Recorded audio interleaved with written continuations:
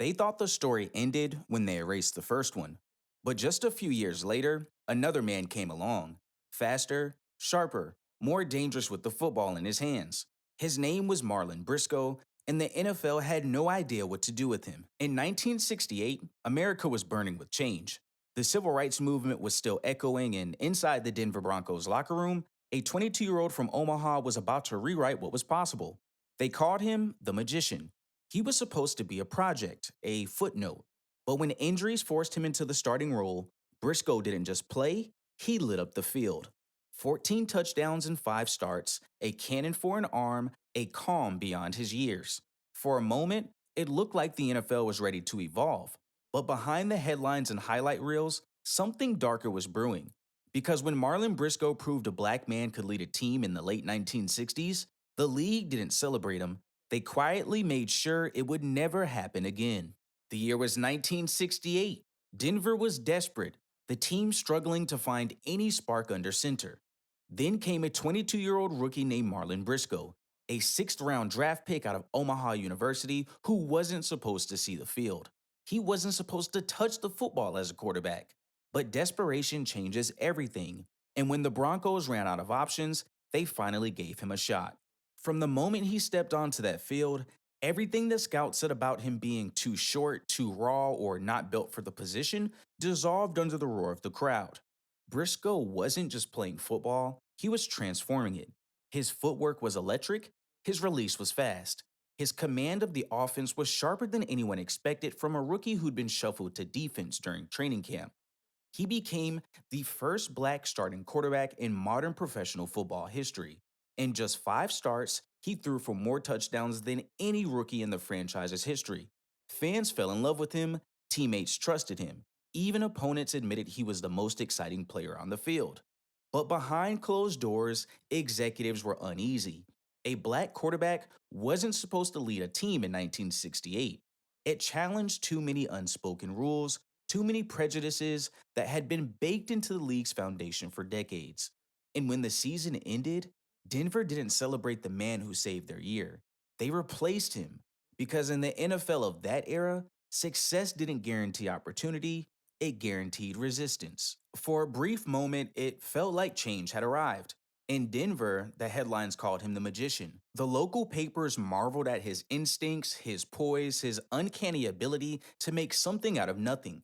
Every snap felt like rebellion. A young black man commanding an offense in a league that had quietly kept men like him from even trying for decades. Marlin Briscoe didn't just play quarterback, he became a symbol.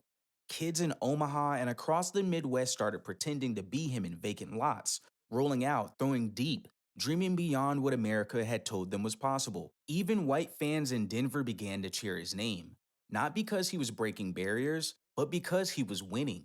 Inside the locker room, his teammates respected him.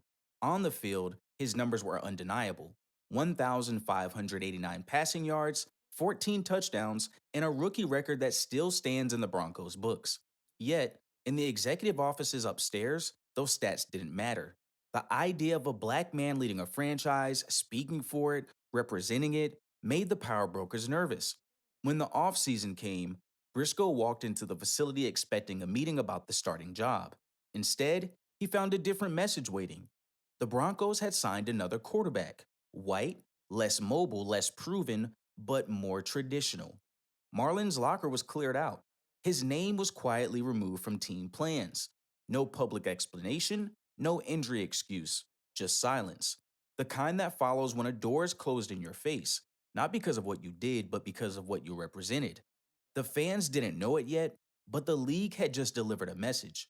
They'd let one black quarterback shine, but there wouldn't be another. When Marlin Briscoe left Denver that offseason, he didn't know he was walking into an invisible wall.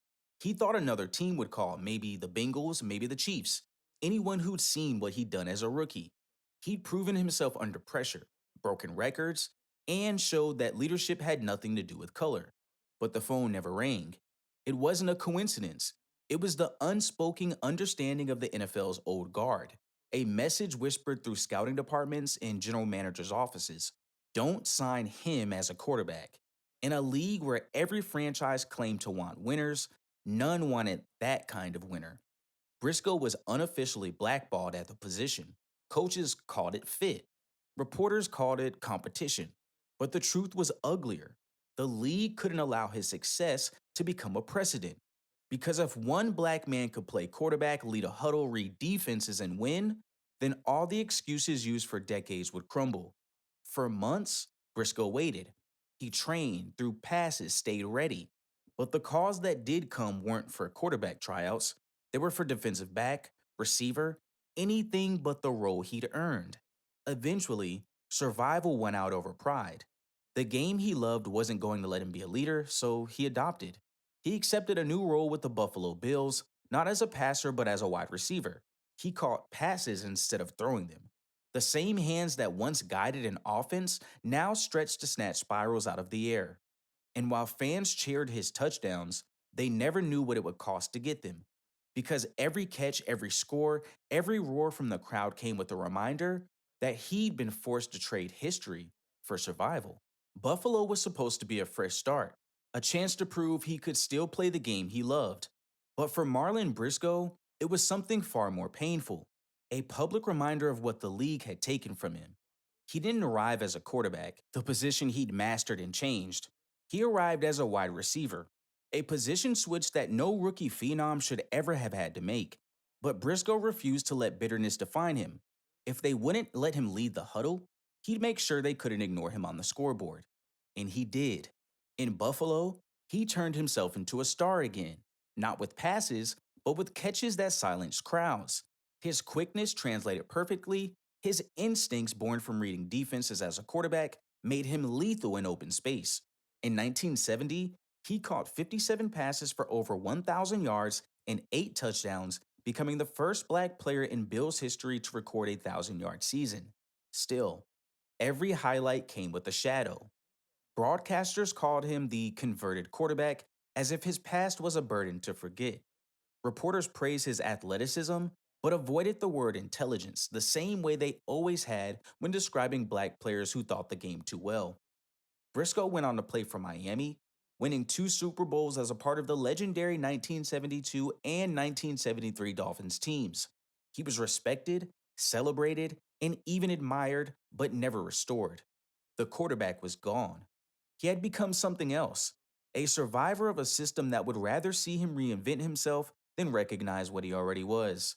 Because in the NFL, some players change positions, but Marlon Briscoe had to change identities. By the time Marlon Briscoe faded from the headlines, the league had already rewritten his story. To most fans, he was a wide receiver who'd carved out a nice career, a solid player who helped Miami win titles. But to those who remembered, he was something else, a symbol of how the NFL could praise you publicly while quietly erasing your legacy. In the decades that followed, the message didn't really change.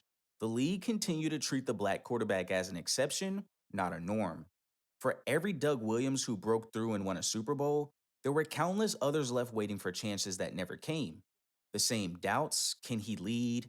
Can he read defenses? Is he a system fit? Recycled through scouting reports like a virus that refused to die. Briscoe's exile had set a precedent.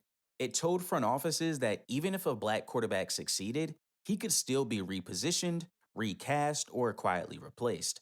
His story became a blueprint for how to neutralize change without ever confronting it.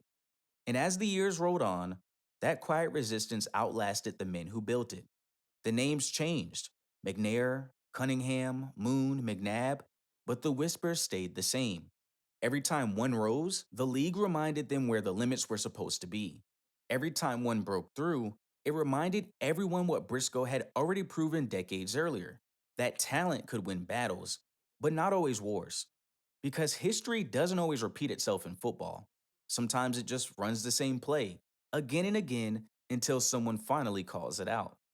When Marlon Briscoe passed away in 2022, most headlines mentioned him as a former wide receiver. Few called him what he truly was: a pioneer, a quarterback who broke a door that the NFL tried to weld shut. But for those who knew his story, for those who understood what it took to stand behind center in 1968 as a black man, the truth was impossible to forget. He wasn't erased because he failed. He was erased because he succeeded, because he showed what was possible, And the league wasn't ready for that kind of change. And that's what makes his story more than history. It's a warning.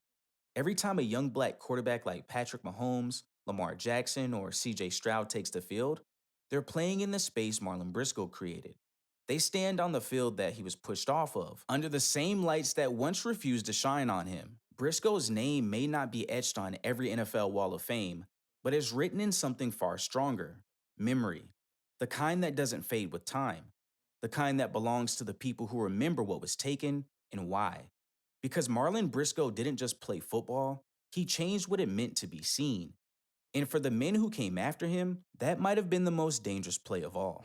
Thank you for watching today's video. If you enjoyed it, make sure you like, subscribe, and I'll see you next time.